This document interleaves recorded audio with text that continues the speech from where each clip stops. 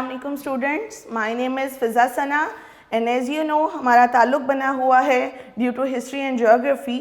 آج ہم آپ کے ساتھ جو سبجیکٹ لے کر آ رہے ہیں وہ ہسٹری ہے. لیکچر نمبر 12 ہے اور ہم لوگ جو چیپٹر نمبر 2 کو کنٹینیو کیے ہوئے ہیں. جیسے کہ آپ کو پتہ ہے کہ لاسٹ لیکچر میں ہم لوگوں نے مغل امپائر کنسالیڈیشن سے ریلیٹڈ کچھ جو ہیں مغل جو پیریڈ ہیں ان کو دیکھا تھا. اس کے اندر ہم لوگوں نے دیکھا کہ اکبر سے بات شروع ہوتی ہے اور اکبر کے بعد آگے ہمارے پاس آ جاتے ہیں ان کے تمام ریفارمز ڈسکس کیے. اس کے بعد ہم نے دیکھا کہ نور الدین محمد جہانگیر کا دور کیا تھا اور ساتھ ہی ساتھ ہم نے نور جہاں کو بھی ڈسکس کیا جو کہ ان کی اہم جو ان کی بیگمات تھیں ان میں ان کا ایک اہم رول تھا جنہوں نے نور جہاں نے ان کا وہ رول پلے کیا. وجہ کیا تھی ہم نے وہ بھی ڈیٹیل میں دیکھا تھا کہ دونوں کی ہی جو آپس میں کافی طبیعت ملتی تھی ایک دوسرے سے, جو ہیں ان کی تمام جو ہابیز ہیں اگر آپ ان کو کہیں تو وہ کافی ریلیٹ کرتی تھیں, جس کی وجہ سے ان کی انڈرسٹینڈنگ دوسری بیگمات کی نسبت ان کی طرف زیادہ تھی.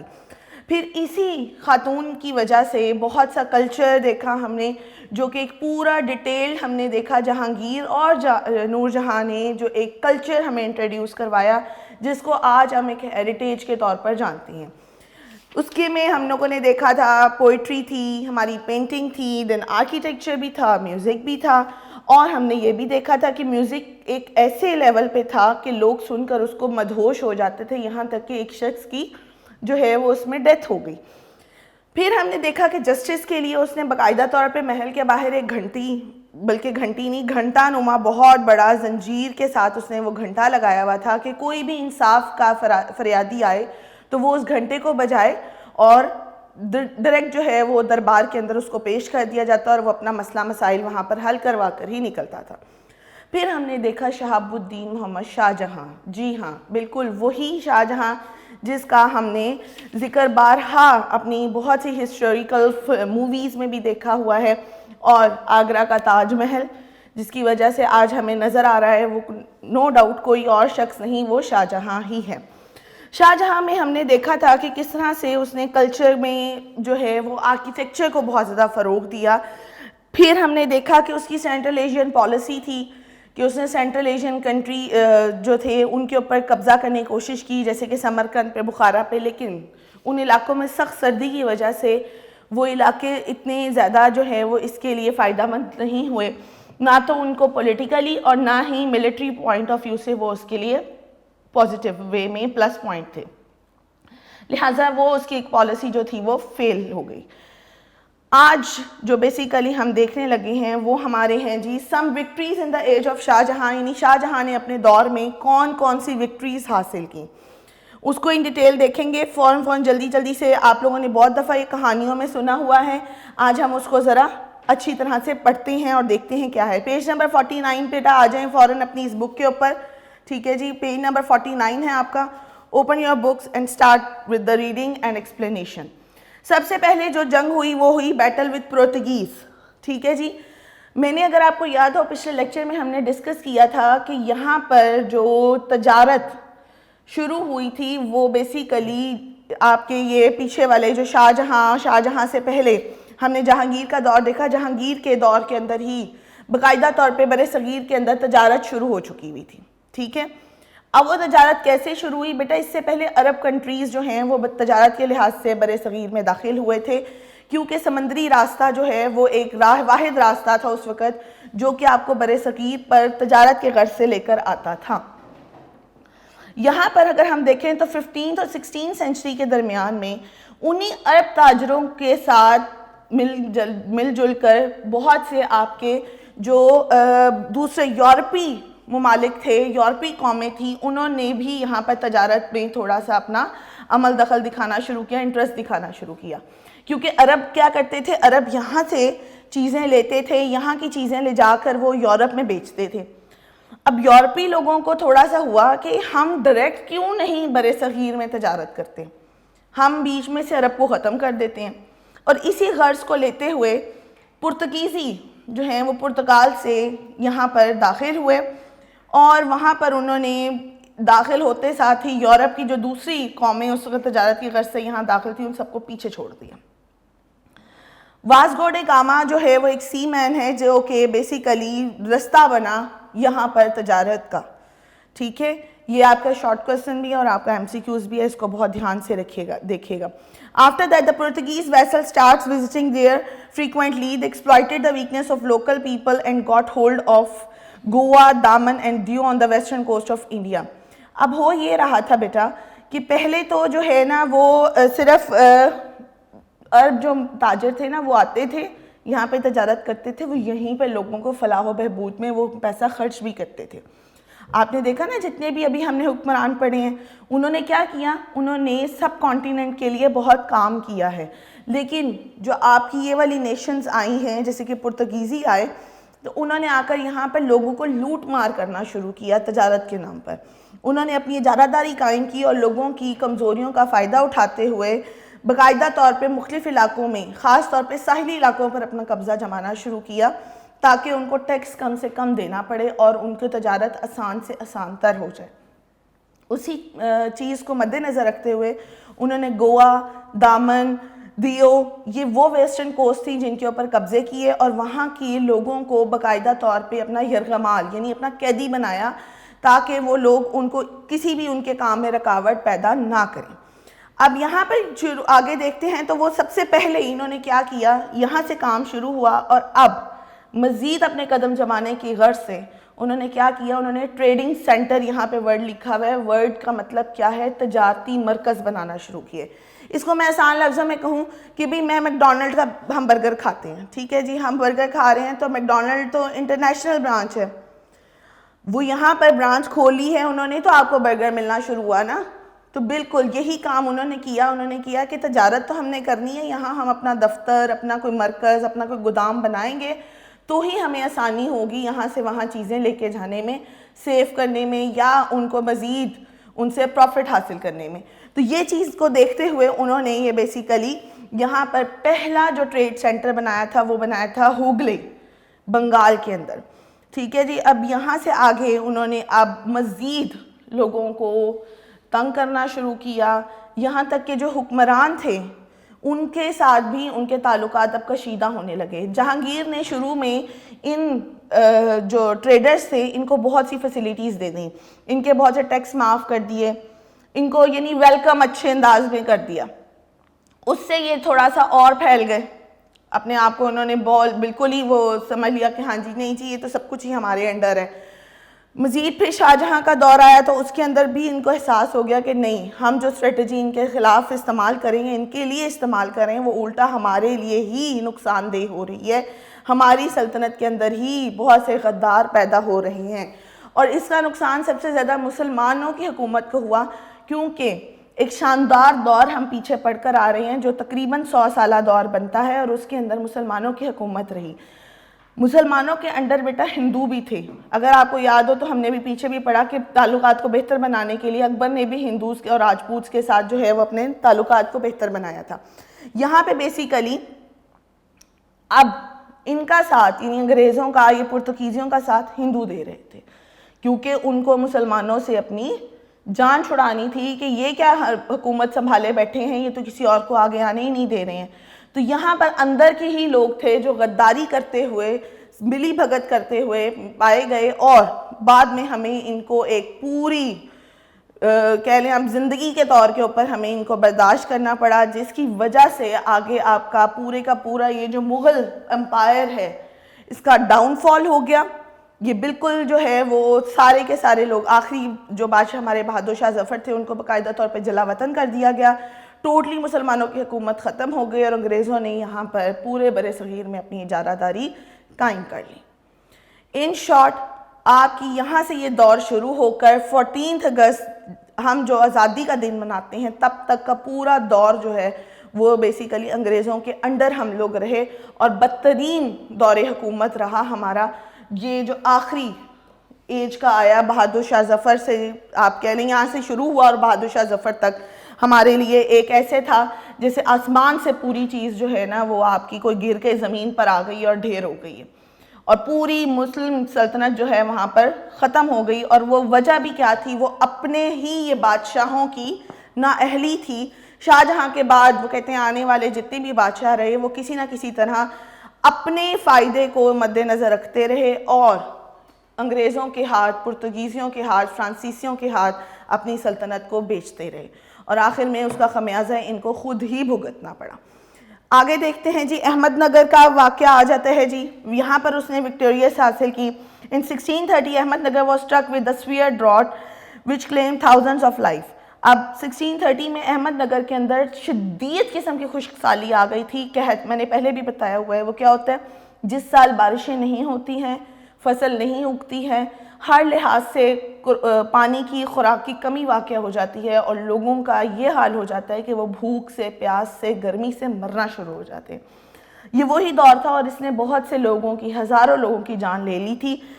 اسی سچویشن کا فائدہ اٹھاتے ہوئے مرہٹاز کی مدد سے بیجاپور کے جو حکمران تھے، ہندو حکمران بیجاپور کے، انہوں نے احمد نگر کو اپنے قبضے میں کر لیا. اب غور کریں کہ ادھر انگریز اپنی جو ہے وہ دیکھیں کس طرح سے اپنے قدم جما رہے ہیں اور وہیں پر ہندو بھی اب اس کا فائدہ اٹھاتے ہوئے جو ہے وہ صورتحال کا فائدہ اٹھا رہے ہیں اور کوئی بھی جو موقع ہے وہ ہاتھ سے نہیں جانے دے رہے. اور یہاں پر یہی ہوا کہ بیجاپور کے جو حکمران تھے انہوں نے بھی جو ہے احمد نگر پر قبضہ جما کے یہ شو کر دیا کہ ہم تمہارے خلاف ہیں. In response, a Mughal general took hold of Ahmednagar and thus the city became a part of Mughal Empire. لیکن شاہ جہاں کے دور میں ذرا بھی حکومت سٹیبل تھی. ان کے جنرل نے احمد نگر کے اوپر قبضہ کیا، اس کو دوبارہ سے اپنے جو ہے امپائر کا حصہ بنایا. 1633 میں جو ہے اس کو دوبارہ سلطنت کا حصہ بنا لیا گیا. پھر گولکونڈا اور بیجاپور یہ دو جو ہیں وہ علاقے تھے. ان کے رولرز نے بھی کیا کیا کہ ظاہری طور پہ انہوں نے کہا کہ ہم شاہ جہاں کے ساتھ ہیں، اپنا الیجنس قائم کر لیا، اس کا ساتھ بنا لیا. The ruler of Golconda accepted the offer and promised to pay an annual tribute. اب ہوا تھا گولکنڈا کا جو حکمران تھا اس نے تو کہا کہ شاہ جہاں کے ساتھ ہوں میں اور میں آپ کو سالانہ جو ہے وہ ٹیکس بھی دیا کروں گا. لیکن جو بیجاپور کا حکمران تھا، رولر تھا، اس نے اس بات سے انکار کر دیا. شاہ جہاں نے اس کے اوپر جو ہے 3 اطراف سے 3 سائڈ سے اس نے اس کے اوپر حملہ کیا اور نتیجتاً آرام سے اس نے بیجاپور کو بھی اپنی سلطنت کا حصہ بنا لیا. یہاں پہ بیسیکلی ہماری یہ some victories in the age of Shah Jahan یہ کمپلیٹ ہوتی ہیں. اس کے بعد یہی ہوا کہ یہ اگر آپ دیکھ رہے ہیں تو شاہ جہاں کے بیٹوں کے درمیان جنگ شروع ہو گئی سکسیشن کی، تخت نشینی کی، اور یہاں سے آپ کا ڈاؤن فال بیسیکلی سٹارٹ ہونا شروع ہو گیا. وار آف سکسیشن بٹوین شاہ جہاں سن جی، ان کے بیٹے تھے دارا شیخو، شجاع، اورنگزیب اور مراد. ٹھیک ہے جی. اب ہم دیکھتے ہیں ذرا ان کی تربیت اور طبیعت دونوں چیزوں میں کیا فرق تھا اور کون تھا جو اہلیت رکھتا تھا کہ وہ اس سکسیشن کو حاصل کرے. تو اس میں ہم دیکھتے ہیں 1657 میں شاہ جہاں جو ہے وہ بہت زیادہ بیمار ہو گیا. بے شمار علاج کے باوجود وہ اپنی طبیعت بحال نہیں کر سکا، یہاں تک کہ اطراف میں یہ افواہیں پھیلنے لگیں کہ بادشاہ جو ہے وہ مر رہے ہیں یا مر گئے ہیں. ٹھیک ہے جی. اور بیٹوں کے درمیان جو ہے وہ تخت کی لڑائی شروع ہو گئی ہے. اب مغل کسٹم کے مطابق یعنی کہ جو رسم و رواج ہے اس کے مطابق تو یہ تھا کہ بڑا بیٹا جو ہے اس کو تخت نشینی مل جائے گی، وہ ہی ہیئر اپیرنٹ جانشین ہوگا اپنے والد کی ڈیتھ کے بعد. تو لہٰذا بڑا بیٹا دارا شیخو، اس کو تو لگا تھا کہ یہی میں ہی ہوں گا، جو کچھ ہوگا مجھے تو آرام سے بنی بنائی سلطنت مل جائے گی. اور یہ وہ دور ہے بیٹا مغل امپائر کا جب پورے ہندوستان میں پورے بر صغیر ایک طرح سے شاہ جہاں کے انڈر تھا، یعنی کہ یہاں پر اب ہماری سٹیٹ پوری کی پوری مسلمان سٹیٹ کہلاتی تھی. Shah Jahan had appointed Dara Shekhu his heir apparent while he was alive. He was bereft of administrative and military capabilities. اب یہ ہوا تھا کہ شاہ جہاں نے اپنی زندگی میں ہی اپنی جانشینی کا اعلان تو کر دیا تھا اور دارا شیخو کو اپنا جانشین بنا دیا تھا، لیکن ایکچولی دارا شیخو جو ہے وہ کسی بھی طرح کی انتظامی معاملات کو ہینڈل کرنے میں یا فوجی معاملات میں، ملٹری ایکسپیڈیشنز وغیرہ میں، اس طرح کے تمام معاملات سے میں وہ نااہل تھا، بالکل ہی محروم تھا، لیک کر رہا تھا. بریفٹ ورڈ یہاں پہ یوز ہوا ہے، بریفٹ، لیکنگ، محرومی کسی چیز سے. یعنی کہ وہ ایک قابل بادشاہ جو ہے وہ آنے والے وقت میں ثابت نہیں ہو سکتا تھا۔ پھر آ جاتے ہیں جی شجاع کے بارے میں بات کرتے ہیں، تو اس وقت وہ بنگال کا گورنر تھا جب شاہ جہاں کی ڈیتھ ہوئی، اور نہایت ہی lazy person and lacked any administrative skill, بہت ہی سست قسم کا انسان تھا، اور اس میں بھی انتظامی معاملات کو حل کرنے کی کوئی بھی مہارت اس میں موجود نہیں تھی۔ پھر آ جاتے ہیں جی اورنگزیب۔ اپنے بھائیوں میں اگر ہم دیکھیں تو اورنگزیب کی شخصیت ایک واحد شخصیت نظر آتی تھی جو کہ اتنی بڑی سلطنت کو سنبھالنے کے قابل تھی۔ The third son of Shah Jahan, Aurangzeb, was a much better person in his disposition and temperament. اپنی فطرت اور مزاج کے لحاظ سے اورنگزیب جو ہے وہ ایسا بیٹا ثابت ہو سکتا تھا جو کہ آنے والے وقت میں پوری مغل امپائر کو ہینڈل کر سکتا تھا۔ He was dauntless, sober and well advised. نہایتی بے باک، نڈر، نیک انسان تھا، اور یہاں تک کہ دانش مند بھی تھا، عقل مند تھا اپنے باقی بھائیوں کے نسبت۔ He had given a wonderful display of his administrative skills while working as نائب in دکن، اور جب وہ دکن میں باپ نے، والد نے ان کو نائب کے طور پر مقرر کیا تھا، وہاں پر اس نے اپنی تمام انتظامی سکلز کو بہت بخوبی انداز میں جو ہے وہ پروف کیا تھا کہ وہ ایک اچھا حکمران آنے والے وقت میں ثابت ہو سکتا ہے۔ شاہ جہاں had appointed him the governor of Deccan، اور اسی کو دیکھتے ہوئے شاہ جہاں نے اس کو دکن کا گورنر بھی بنا دیا تھا۔ پھر آ جاتے ہیں جی بات مراد کی، جو کہ چوتھا بیٹا تھا شاہ جہاں کا۔ He also lacked in administrative abilities and was very hasty in his decision۔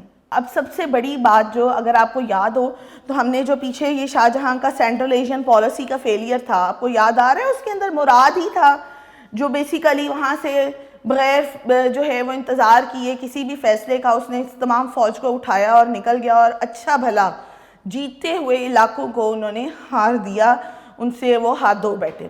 وہ مراد کی جلد بازی ہی تھی، اس کی ہیسٹی طبیعت تھی کہ بغیر سوچے سمجھے بہت ہی جلد بازی کے اندر وہ فیصلے کر لیتا تھا، جو کہ ایک بادشاہ کے لیے، ایک حکمران کے لیے جو ہے وہ اچھی چیز نہیں ہے۔ اگر ہم اس کی کیپیبلٹیز کو دیکھیں تو جلد بازی ایک حکمران کی بہترین کیپیبلٹی نہیں ہو سکتی۔ ایک قابل بادشاہ کبھی بھی جلد باز نہیں ہوگا، وہ ہمیشہ سوچ سمجھ کے اسٹریٹجی کو پوائنٹ آف ویو سے اس کو فیصلے کرے گا۔ یہاں پہ ہم نے دیکھا جی کہ چاروں بھائیوں کی طبیعت کیسی تھی، ان کی تربیت کیسی تھی، اور وہ اپنی انتظامی معاملات اور حکمرانی کے لحاظ سے کتنے اہل تھے۔ پھر آ جاتے ہیں جی امپورٹنٹ ایونٹس شروع ہو گئے۔ کیا تھا جی؟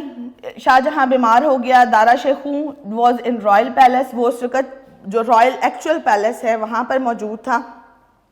اب اس کو جو ہے وہ ڈر لگ رہا کہ میرے بھائی مجھ سے تخت چھین نہ لیں اور مجھ سے جو ہے وہ جنگ شروع نہ کر دیں، تو اپنے ہاتھ آگے سے وہ پتھر ہٹانے کے لیے، وہ چٹانیں ہٹانے کے لیے اس نے کوششیں شروع کر دیں۔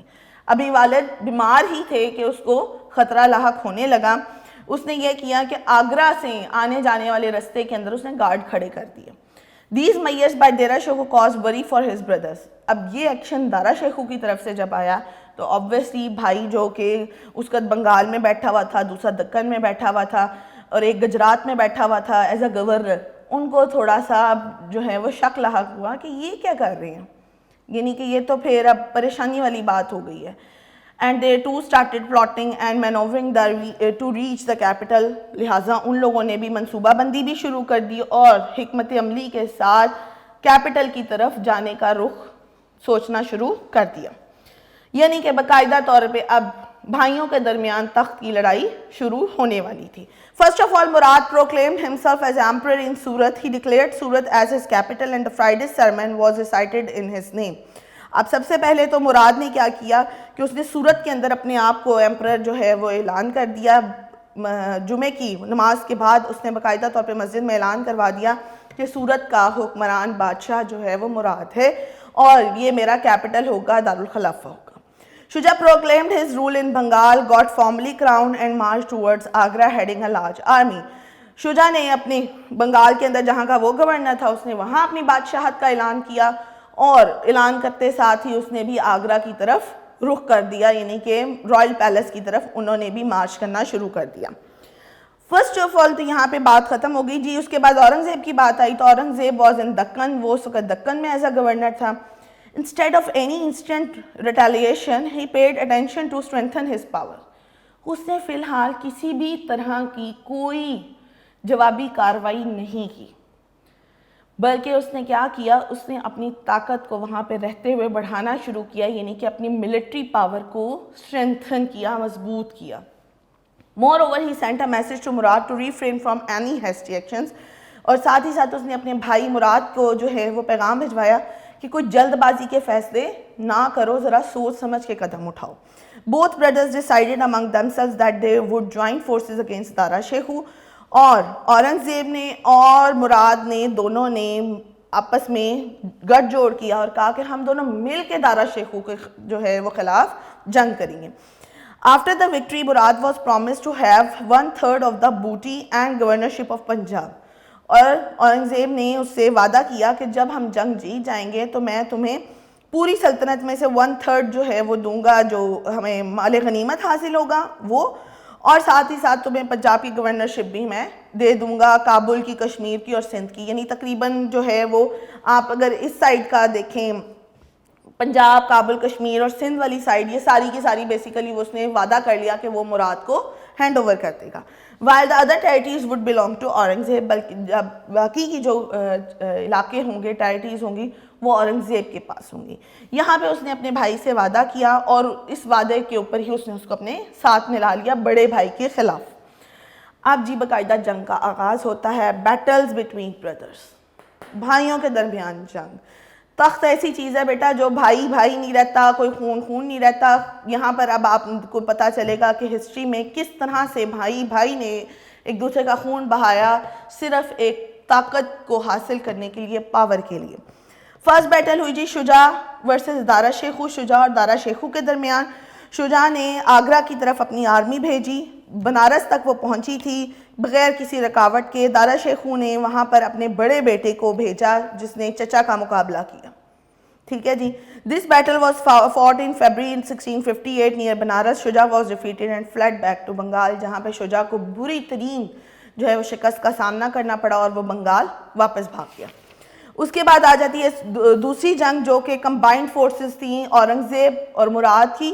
اورنگزیب اور مراد نے جو گٹھ جوڑ کیا تھا, انہوں نے دارا شیخو کے خلاف جنگ کا آغاز کیا. When Dara Shekhu got the news that combined armies of Aurangzeb and Murad were advancing against him, جب اس کو خبر ملی کہ یہ دونوں نے آپس میں مل جل کر اپنی جو ہے وہ طاقت بڑھا لی ہے اور دونوں مل کر اس کی طرف جو ہیں وہ داخل ہو رہے ہیں, اس نے اپنی آرمی بھیجی ان کو روکنے کے لیے اجین کے مقام پر. دارا شیخو کی آرمی جو ہے was routed and himself fled from the battlefield. Dara Shekau کی یہ جو آرمی تھی, اس نے اس کو تو رستہ بتا دیا کہ تم نکلو, خود وہ وہاں سے بھاگ گیا میدان جنگ سے. The results of this battle confirmed that military power of Aurangzeb, اور یہاں پہ اس کی جنگ, میدان جنگ سے بھاگ جانے کی وجہ سے دارا شیخو کے اورنگزیب کی جو طاقت تھی اس کا اندازہ ہمیں ہو گیا کہ بغیر لڑے ہی جو ہے وہ اس کا بھائی وہاں سے بھاگ گیا. تیسری جنگ بیٹا ہوئی جو کہ اورنگزیب اور مراد کی دوبارہ سے اور دارا شیخو کے خلاف. After defeating Dara Shekhu, Aurangzeb and Murad reached Gwalior and headed over towards Agra. آرام سے دارا شیخو تو بھاگ گیا, تو ان کے لیے اب کوئی راستہ بیچ میں روکنے والا نہیں بچا تھا, تو ایزیلی وہ گوالیار پہنچے اور وہاں سے وہ آگرہ یعنی کہ رائل پیلس کے طرف روان رہے. ٹو آرمیز دوبارہ سے آمنے سامنے آئیں.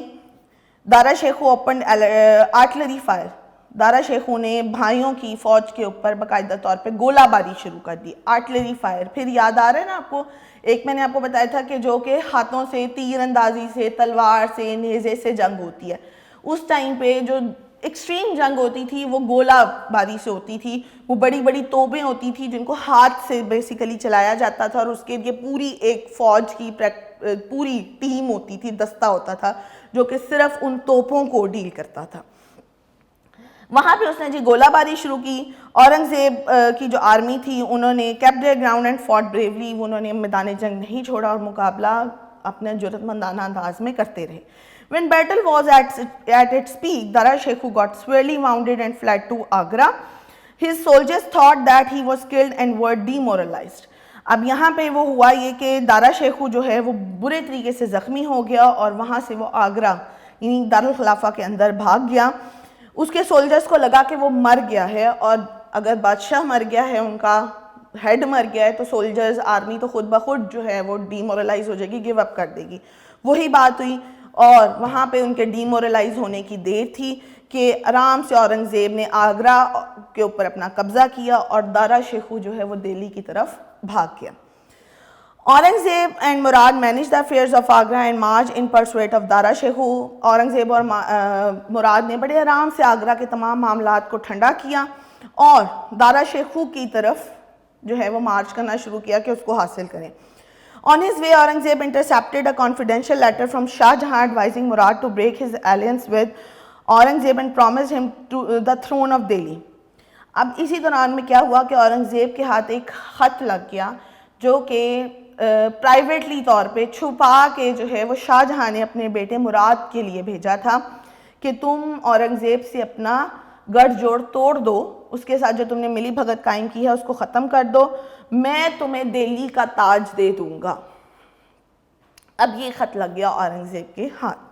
Aurangzeb very cleverly arrested Murad and sent him to the fort of Gwalior. Aurangzeb نے بڑی چلاکی کے ساتھ مراد کو جو ہے گرفتار کیا اور اس کو گوالیار کے قلعے میں قید کر دیا, جیل میں ڈال دیا. In this way Aurangzeb had got rid of one more claimant of throne. اور بڑے آرام سے اس نے اس بھائی کو جو کہ اس کے ساتھ تھا اس کو اس نے اپنے راستے سے ہٹا دیا, یعنی تخت کی طرف سے ایک تو آرام سے اس کا جو بھائی ہے نا یا دعوے دار ہے وہ اس نے ایزیلی ہٹا دیا. In July 1658, after the imprisonment of Murad, Aurangzeb declared himself as emperor. باقاعدہ طور پہ 1658 جولائی میں مراد کو گرفتار کرنے کے بعد جیل میں ڈالنے کے بعد باقاعدگی سے اورنگزیب نے اپنے آپ کو بادشاہ اعلان کر دیا. شاہ جہاں was angry with Aurangzeb because of his capture of Agra. شاہ جہاں یعنی والد جو ہیں وہ اورنگزیب سے بہت نالاں تھے کہ ابھی تو وہ بیمار ہیں, ابھی تو ان کی ڈیتھ بھی نہیں ہوئی اور بھائیوں نے اپنے لیے جنگ کا اعلان کر چھوڑا ہے. تخت کے پیچھے ان کی لڑائی کا جو ہے وہ ہم ڈیٹیل دیکھ رہے ہیں کیا چل رہی ہے. اس بنا کے اوپر شاہ جہاں جو ہے وہ اورنگزیب سے بہت ناراض ہوئے. However, one of Shah Jahan's daughter managed to resolve his annoyance. شاہ جہاں کی بیٹی نے جو ہے وہ ان بھائی اور والد کے درمیان کے تعلقات کو کچھ بہتر بنایا. But according to one tradition, in those days a letter was intercepted in which Shah Jahan had advised Dara Shekhu to stay in Delhi. لیکن اسی دوران میں کہتے ہیں کہ روایت کے اندر یہ آتی ہے چیز کہ شاہ جہاں نے ایک اور خط لکھا اپنے بیٹے دارا شیخو کو اور اس میں اس نے کہا کہ تم دہلی میں ہی رہو, تم یہاں ابھی واپس نہ آنا, آگرہ میں تم ابھی نہ آنا. And his successor would be decided very soon. یہاں تک کہ اس نے شاہ جہاں نے یہ بھی کہا کہ میرا جانشین جو ہے وہ بہت جلدی سامنے آ جائے گا, اس کا اعلان کر دیا جائے گا. After reading this letter, Aurangzeb was harsh and confined Shah Jahan in fort. اب یہاں پہ بات آتی ہے کہ بھائی تو بھائی تھے, اس نے والد کو بھی نہیں چھوڑا. جیسے ہی یہ خط اس کے ہاتھ لگا اورنگزیب نے شاہ جہاں کو بھی گرفتار کر کے نظر بند کر دیا, قلعے میں بند کر دیا. He died in 1666 AD during his confinement. اور اسی گرفتاری میں اسی قید کے اندر شاہ جہاں کی ڈیتھ ہو گئی in 1666 AD. یہاں تک بیٹا اس کو دیکھتے ہیں. ابھی ہماری 4th اور 5th بیٹل جو ہے وہ رہتی ہے, انشاءاللہ اس کو ہم نیکسٹ لیکچر میں کور کریں گے. اگر آپ غور کریں تو یہ کوسچن ہمارا چل رہا ہے جو بیسیکلی آپ کے چیپٹر کا یہ بنتا ہے کوسچن نمبر 8. بالکل جی, یہ آپ کا question number 7, write down the detail of war of succession among Shah Jahan son, یہ ہم دیکھ رہے ہیں. اس کے بعد ہم دیکھیں گے describe Aurangzeb's Deccan expedition for chastising of Marathas. یہ انشاءاللہ ہم نیکسٹ لیکچر میں اس کو کور کریں گے. ہوپ فلی نیکسٹ لیکچر کے اندر آپ کا یہ چیپٹر بھی کور ہو جائے گا. تب تک اپنا بیٹا بہت زیادہ خیال رکھیں اور لرننگ پہ بہت زیادہ فوکس کریں. اسپیشلی میں بارہا آپ کو یہ بات کہتی ہوں, ایئرز, ڈیٹس اور اسپیلنگس, ان چیز کے اوپر بہت دھیان دیں کیونکہ شارٹ کوسچنز بیٹا آپ کے انہی سے ریلیٹڈ ہیں اور 2 نمبر کا شارٹ کوسچن ہے. اگر اس کے اندر آپ ڈیٹ غلط لکھ رہے ہیں, آپ اسپیلنگ غلط لکھ رہے ہیں تو وہ 2 مارکس جو ہیں وہ ایزیلی ہمارے ہاتھ سے چلے جائیں گے. اپنا بہت زیادہ خیال رکھیے. Stay safe, stay at home. اللہ حافظ.